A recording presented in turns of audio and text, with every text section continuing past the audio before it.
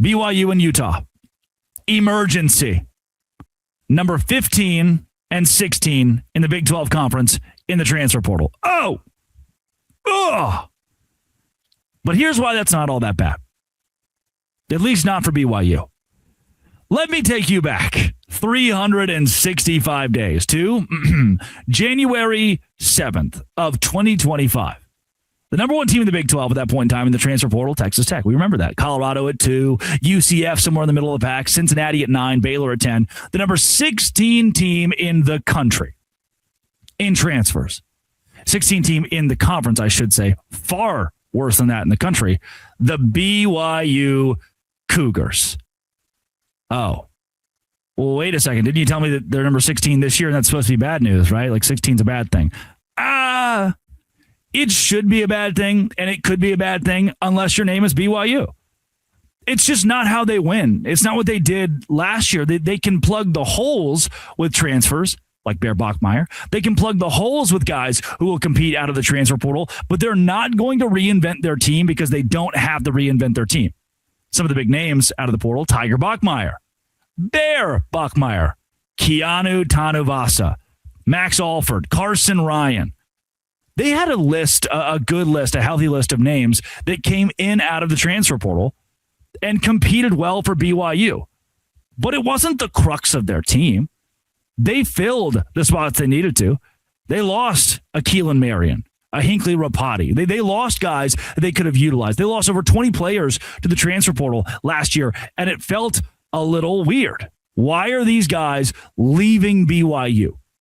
Why are these players leaving BYU, and why do we lose 23 and only 13 came in? This is Kalani Sitake building his roster with addition by subtraction or positive attrition. The guys that leave, and I firmly believe for the schools that have good culture, when they see a guy walk out the door, they say, hey, we wish you the best. You weren't the right fit for us. You weren't the right fit for us to win. And so good luck wherever you go, but we're going to win without you. We're going to win in spite of you leaving. That's the mentality you have to have. Take this into account. BYU was 16th in the Big 12 last year in the transfer portal. Again, I've been clear here. That's not great. It's not great because 16 is as low as it goes. But BYU can win in spite of that. Iowa State was at 15. They underachieved. Kansas State, 14, underachieved. Arizona State, 13, underachieved. There are schools that finished at the bottom of the Big 12 that needed the transfer portal more than they thought. And when they didn't have the horses in the stable this year, they underachieved. Now, let's turn the page to Utah. Let's turn the page to a couple of these schools at the bottom of the Big 12 when it comes to transfer portal rankings right now. At 16, the aforementioned BYU Cougars. At 15, Utah, they have 2 commits. BYU has 0, by the way, 0. So that needs to change. You've got to fix that. 0 is bad. Baylor is at 14, UCF at 13. UCF, you've got to do something. Second-year head coach. West Virginia has already jumped in and grabbed 7 guys, some wily 3-stars. They're already trying to work their way up the rankings in the Big 12, understanding what they need to do with Rich Rodriguez and trying to land bigger names, better guys. Last year, they were dipping into D2, which you can do. They were dipping into FCS, which you can do.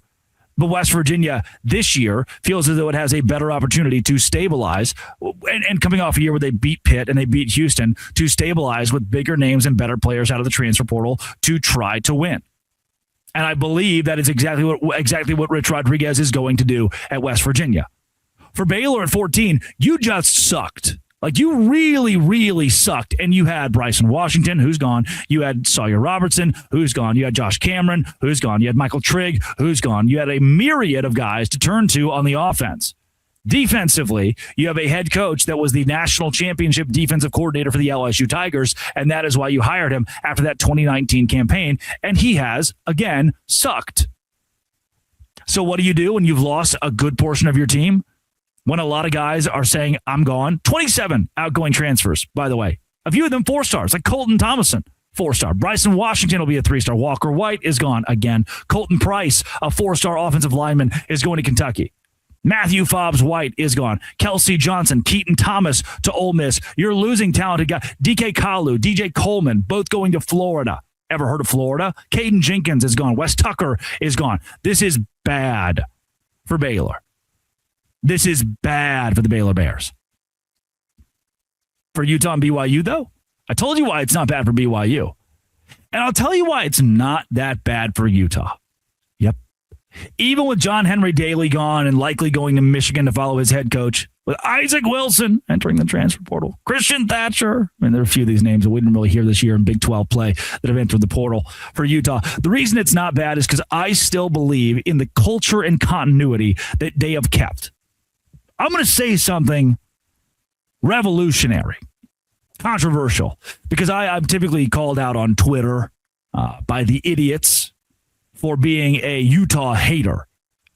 It would behoove me not to hate any team in the Big 12 while covering all 16 of them with Locked On Big 12. It would behoove me not. I shouldn't do that. And personally, I enjoy when Utah wins because they are one of the more structured brands in the Big 12. The country knows Utah thanks to the Sugar Bowl win against Nick Saban, 13-0. I mean, there are ways to point to Utah and say, hey, we need to hang our hat on that team being good. I don't like what Mark Harlan did. I don't like that Kyle Whittingham's gone. I think ultimately it is a bad thing for the Big 12 and a bad thing for Utah, and I'm not excited for the Utah Utes going into 2020 about Kyle Whittingham as I would have been if they did have him at the helm, and Devin Dampier and Jason Beck and those guys being gone is bad. But there is continuity in Morgan Scalley. At Utah, they built a roster out of the transfer portal last year, 5th in the Big 12, I believe. They went and got Devin Dampier. And he's, as of recording, he is still there. There is still a very good chance you can hold on to pieces of the nucleus for a team that lost the legendary coach. And the bottom won't fall out entirely under Morgan Scalley, who wants to do it his way. He's not going to live in the shadow of Kyle Whittingham. He's not going to say how Whit did it, I'm going to do it. I'm a Whit disciple. I'm in his coaching tree, so I'm going to do exactly what he taught me. It's going to be much different from that. If you expect Whittingham 2.0, you're not going to get it, and you have not been paying enough attention to Morgan Scalley and what the Utah Utes are building and doing in Salt Lake City. I don't think that Utah needs to reinvent itself. Landed Marcus Wimberly out of Oklahoma. Lucas Samsula out of Wyoming. Defensive lineman. They've landed 2 guys. That's 2 more than BYU if you're keeping tally in the rivalry. Come on now. Hey, what do you know about that? If I had to choose, I wouldn't want to be 15th in the Big 12 in transfer portal, especially after losing a coach. But I'm not ready to press the red button. I'm not ready to press the red button of doom. A couple of these schools, Baylor, I'm ready to press all of the buttons. Every button. I'm slamming my head against the button. Just blow it all up. Fire everybody. Fire the janitors. Fire the whole thing. Into the sun. Colorado, I have question marks. 4th in the Big 12, a lot of commitments, but who'd you got? Remember, Deion's Portal King. TCU, middle of the pack, 5 commits. Is that good enough to compete for a Big 12 title next year? Kansas State, new head coach Colin Klein, 9 commitments. I'm looking for the first-year head coaches to be up there. Cincinnati, 4 commitments. You just lost Brendan Sorsby. I'm ready to blow it up. I'm punching buttons. Houston at 11, Arizona at 12. I don't mind that. 2 teams that won last year. Yeah, do it your way. I'll follow you guys into battle. Brent Brennan, I'm sorry that I doubted you ever. Willie Fritz, I never doubted you. I was on board preseason with Houston being an 8 or 9 win team, and guess what happened? They did exactly that.